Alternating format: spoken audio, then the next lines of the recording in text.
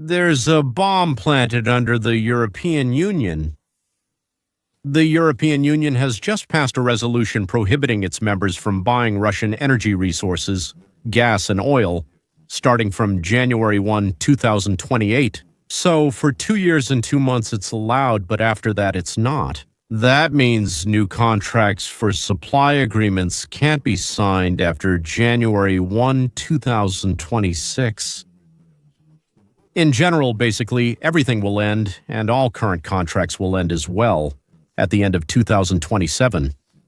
So, where will they buy oil and gas then? So, you guessed it, in the United States of America. It'll be more expensive, but not from an enemy, from an ally. Though the word more expensive really bothers some people. The European Union has just approved a plan to ban all imports of Russian natural gas by 2028, which will change the energy map of the continent. And moreover, this will increase Europe's reliance on the United States, and not everyone in Europe wants to pay higher prices for energy and gas. The Council of the European Union has approved a proposal to ban all imports of Russian natural gas by January 1, 2028. This step was announced in Brussels on Monday and is one of the latest stages in Europe's efforts to finally reduce its dependence on Russian energy. According to the official statement from the Council, the ban will apply to both pipeline gas and liquefied natural gas. The transition will take place gradually. Starting from 2026, no new contracts will be signed, and all long-term supply agreements will end by 2028. And we will discuss what this means for Hungary and Slovakia in a moment. For this measure to be effective, one more step is needed. Now it must be approved by the European Parliament, which, by the way, insists on an even tougher stance. It calls for a complete ban a year earlier, oddly enough, starting from 2027, which is just a year away. So, does this ambition match reality in the European Union with its huge economic difficulties and the growing debt to gross domestic product ratio as a result of the militarization of Europe? These are good questions that I think are worth asking the European Parliament. It's an interesting situation. Many years ago, Europe stopped spending money on defense. Why spend if the United States is protecting you? Why, as they say, should I just throw money away for nothing? So they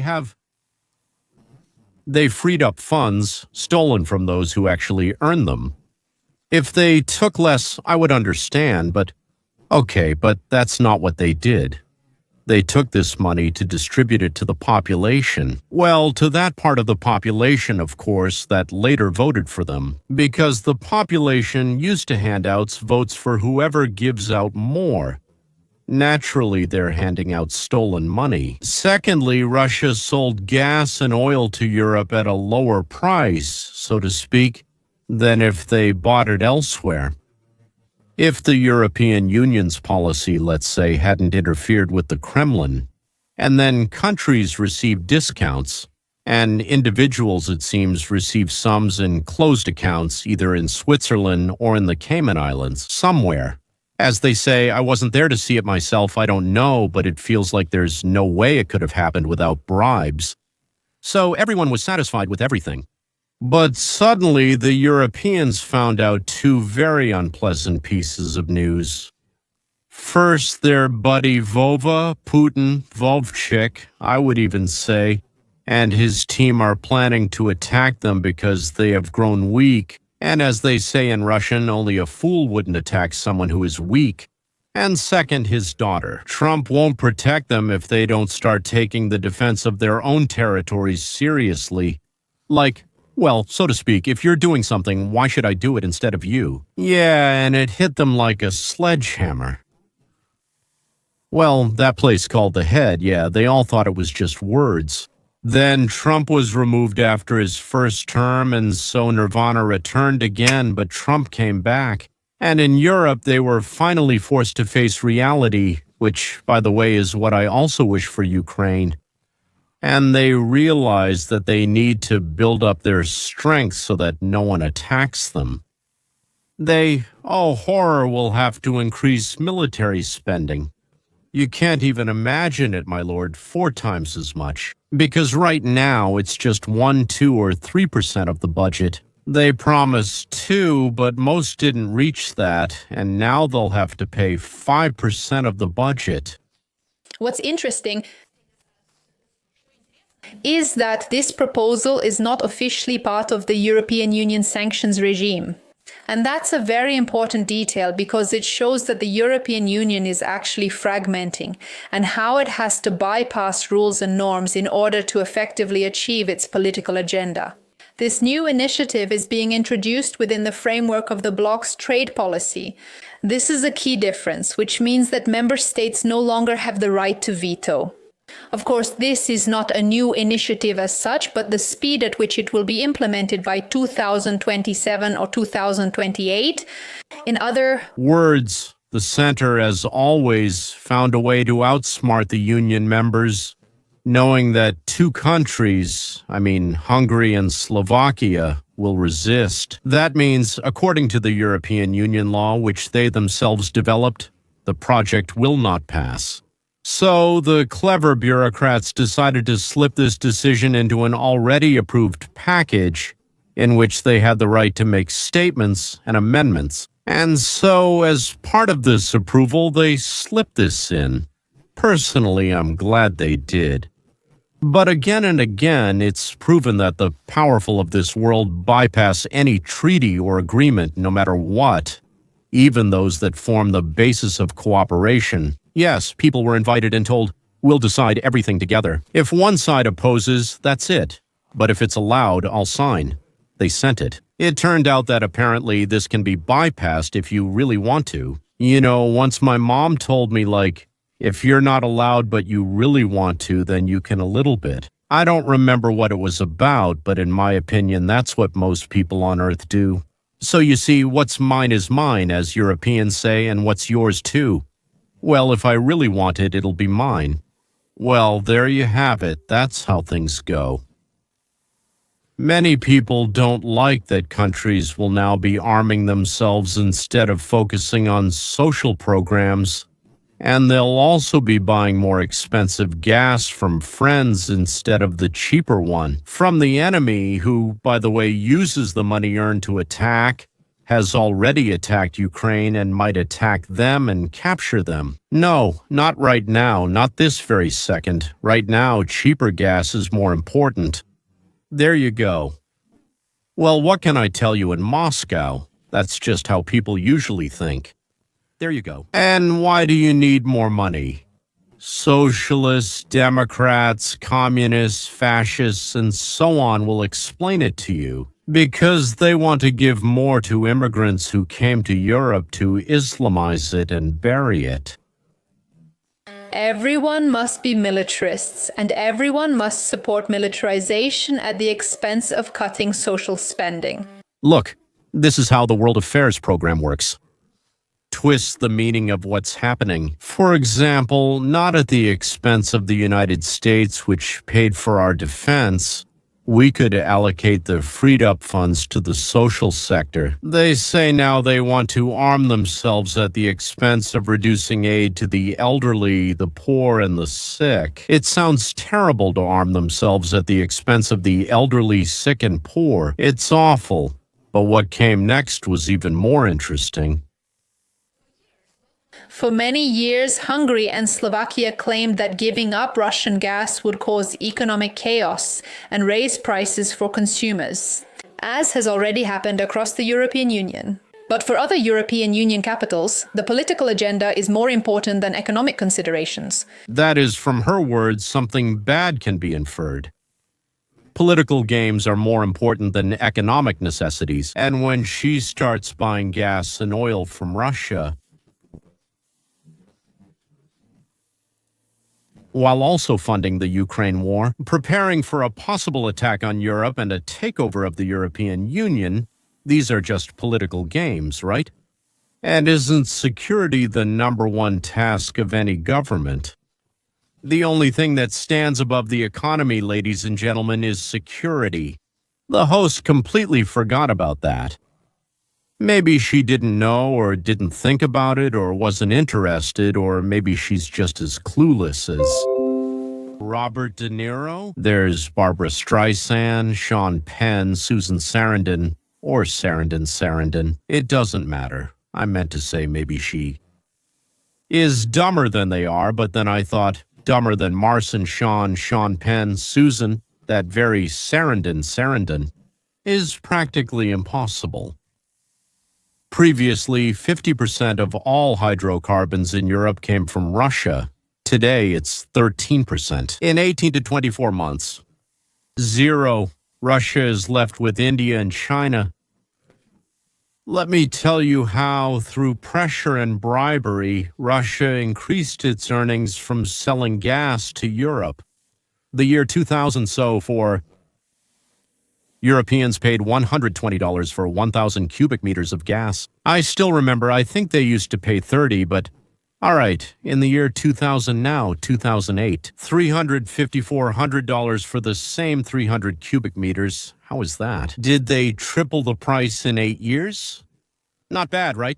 Here, at the peak in 2022, $2,000 for 1,000 cubic meters of gas, $2,000.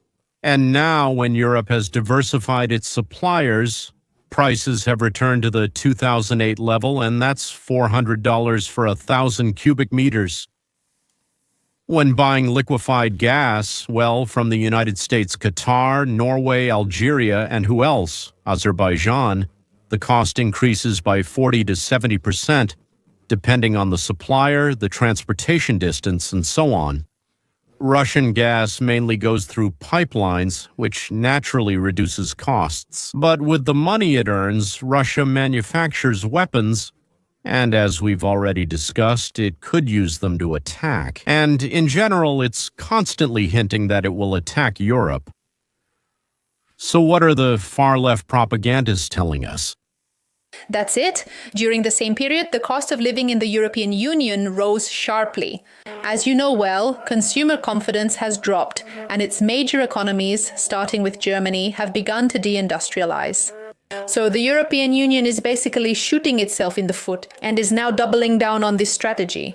That is, you buy gas from Russia and ignore the hundreds of thousands killed in Ukraine and the potential for an armed conflict with Moscow. Moreover, if the European Union doesn't invest in its own defense, the United States will refuse to protect them. But propaganda demands that you keep buying from Mother Russia, that you absolutely must not stop. I wonder who pays for that. Oh, I can't even imagine. It just doesn't come to mind. Hungary and Slovakia want to keep receiving gas at a lower price through the pipeline. I think it's called the Druzhba pipeline. But the Ukrainians have already announced or have already started trying to blow it up, or said that they will blow it up. And I think that in the end they will blow it up after all. What surprises me? what shocks me here is that the European Commission also insists that the new regulation is aimed at maintaining energy security and limiting any impact on prices. I think that's a ridiculous explanation. What kind of energy security is that? If the European Union will now pay 2 or even 3 times more for energy from Russia, 2 or 3 times more expensive, that's certainly fair. Nonsense. About energy independence, Russia can stop the flow of gas at any moment, just like it already did in Georgia, and told Ukraine, oh, we have maintenance, oh, something broke, and boom, nothing, there's nothing. And now, when you have supplies from 4 or 5 different sources, first, no one will bail, and second, even if someone does, the remaining ones will immediately make up for what wasn't delivered by the ones who bailed. But the girl doesn't like that the United States will be among the suppliers she doesn't like. Depending on the United States, she prefers to depend on Russia. When her main energy supplier is the United States, it's pretty funny to present this as energy security and as a victory, in my opinion. Thank God. She said this is her personal opinion. Otherwise, they like to say that what they broadcast is, well, just the pure truth of the Lord. The bell, you need to use it. Right now, the experts will click. My tech guys told me that I have very few bells clicked. I need more. Just don't ask why and what it's for. Also, the end of the year is coming soon, and all United States citizens who donate $200 or more to our nonprofit will be able to deduct these amounts from their taxes. So if you send $10,000, you'll get a deduction for that amount. If you give $100,000, then we'll send you a document for that amount. We'll even name the Google ad campaign after you. Well, that's nice. I have to say that stopping gas purchases from Russia will certainly cause a short-term shock in Russia, but overall it's quite unclear how it will affect things in the long run. Future. Russia will look for, and is already looking for, of course, alternative markets, but you can't just move a gas pipeline that easily. And the main blow, as they say, will be to the gas pipeline. The Russian budget has already lost about 90% of its income from gas sales to Europe. Replacing the European market will require huge investments from Russia. Plus, new Asian clients having the option to choose will of course demand discounts, set tough conditions, require strict fulfillment of agreements, and so on. Thus, by losing Europe, Russia is entering a competitive gas market. For Europe, giving up Russian energy means higher prices and a decrease in industrial potential. And in a sense, it means a loss of competitiveness for companies and what is called deindustrialization, that is. The relocation of production to regions with lower labor and energy costs. For example, if they manage to join Ukraine to the European Union after the war ends, production will start moving to Ukraine and neighboring countries. Production will also start moving to the United States, where energy is cheaper and, moreover, factories will soon begin to be built. These will be insanely cheap productions because they will use artificial intelligence at every turn. The population of Europe will find itself in a difficult situation. Less subsidies for social programs, more expensive energy resources, fewer jobs, and insane taxes. Of course, Europe will face demonstrations, riots, strikes, and protests. Particular discontent will, of course, be caused by migrants who don't work and receive benefits. Right-wing anti-immigration parties are already gaining strength, and white Europe is becoming increasingly national conservative. This is not National Socialism, ladies and gentlemen. This is something different and not national conservative. It's the direct opposite of fascism. More and more, it resembles the United States of America. Well, approximately, so to speak. Not exactly the same, but more and more similar, getting closer and closer. Not close yet, but closer. Because the immigrants will also demand, well, those new ones who arrived in the last 10 years, they'll demand the return of the reduced subsidies. So, they're used to them, they're their own, they belong to them, and now they're being taken away. Now they are. Of course, there will be street riots between Muslims and movements like the National Rally of Marine Le Pen in France, Alternative for Germany, and similar parties in other European countries. Add the British Conservatives to this and you get a picture of a serious reassessment, the orientation of the European continent. The European Parliament must still approve the procurement exchange of energy resources, but there the prevailing desire is not just to refuse supplies from Russia, but to do so immediately. They can't do it immediately, but they can say the fastest they can do is to finish by December 31 of next year, which is a year and 2 months from now. Actually, that's what they're talking about. I'm glad they made that decision. It finally matches the position expressed by the Europeans about wanting to stop the war. But of course, Europe is facing upheavals with outraged demands from the masses to bring back the freebies. But finally, Europe has a chance to return to capitalism. That's it. Yesterday they still had 0%, and now it might be 5, 7, or 8. 5%, how much is that? Well, that would be incredibly good. For the salvation of our what we call Judeo-Christian civilization, well, and our values, ladies and gentlemen, our culture, our values, our morals, and everything else. So I'm very happy for Europe, although I understand that, of course, there will be a crisis, and of course it will be difficult to get through this crisis. And as always, a crisis it's a turning point, because for Lebanon, it's either one way or the other. Either it will die or it will recover. No, either it will die or it will recover. That's all. Goodbye.